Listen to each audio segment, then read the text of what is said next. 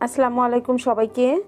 নতুন আরেকটি রেসিপি নিয়ে হাজির হয়ে গেলাম। আজ তোমাদের করে দেখাবো এই যে বাঁধাকপি দিয়ে সুন্দর একদম মাখো মাখো একটা ভর্তা রেসিপি।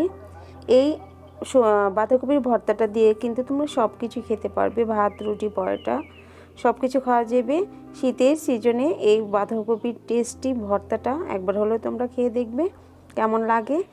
তবে চলো আমরা ভর্তাটা শুরু করে দিই। এখানে প্রথমেই নিয়ে নিচ্ছি বাঁধাকপি, ছোট একটা, 2 পিস টমেটো, ছোট ছোট দেখে, কিন্তু বড় টমেটো দেইনি, ছোট 2টা টমেটো, 2টা আলু, কাঁচামরিচ আর রসুন দিয়েছি।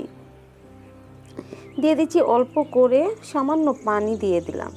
পানি দিয়ে এখন আমি ঢেকে দিয়ে 4-5টা সিটি উঠলে কিন্তু গ্যাসটা বন্ধ করে প্রেশার কুকারটা একটু ঠান্ডা হলে কিন্তু আমি যে খুলে দেখো যে সবগুলো কিন্তু একদম সিদ্ধ হয়ে গলে গেছে।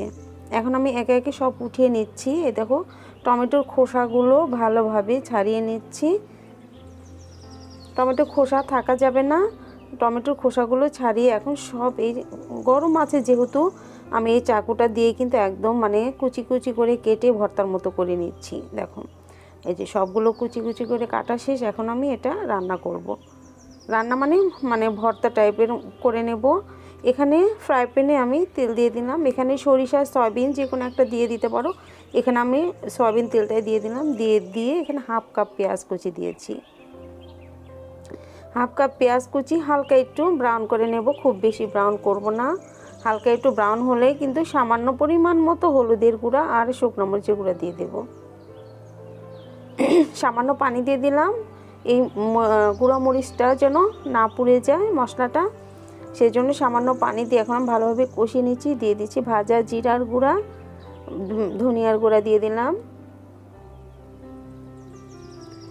এই তো মশলা প্রায় কষানো হয়ে গেছে আমার। এখন আমি এই যে ভর্তা যে করে রেখেছিলাম সেটাই দিয়ে দিলাম। একদম মাখো মাখো এই ভর্তাটা এতটাই টেস্টি হয়, তোমরা অবশ্যই করবে। আর এই এখনই কিন্তু এই ভর্তাটা করে খেতে হবে। আর কটা দিন গেলে কিন্তু বাঁধাকপিটা শক্ত হয়ে যাবে, খুব ভালোভাবে সিদ্ধ হতে যাবে না, তখন কিন্তু খুব একটা ভালো লাগে না। এই এখনই কিন্তু সময় এই ভর্তাটা করে খাওয়ার। দেখো এই যে একদম মাখো মাখো ভর্তা, এটা দিয়ে আটার রুটি, পরোটা, লুচি, ভাত সব কিছুই কিন্তু খুব ভালো লাগে। দিয়ে দিচ্ছি লাস্টে এই যে ধনিয়া পাতাটা অপশনাল, দিয়ে যারা খাও তারা দিবে, যারা না খাও তারা তাদের দেওয়ার দরকার নেই, দিলে একটা ফ্লেভারটা খুব ভালো আসে আর কি। দিয়ে দিচ্ছি সবার শেষে গরম মশলার গুঁড়া, সামান্য গরম মশলার গুঁড়া দিয়ে দিলাম যাতে করে খুব সুন্দর একটা মাংস ফ্লেভার চলে আসে। এখানে আমি গরুর মাংসের গরম মশলাটা দিয়ে দিচ্ছি। খুব সুন্দর হয়েছে কিন্তু দেখতে, যতটা সুন্দর খেতে কিন্তু অসম্ভব মজা। একবার হলে তোমরা ট্রাই করবে।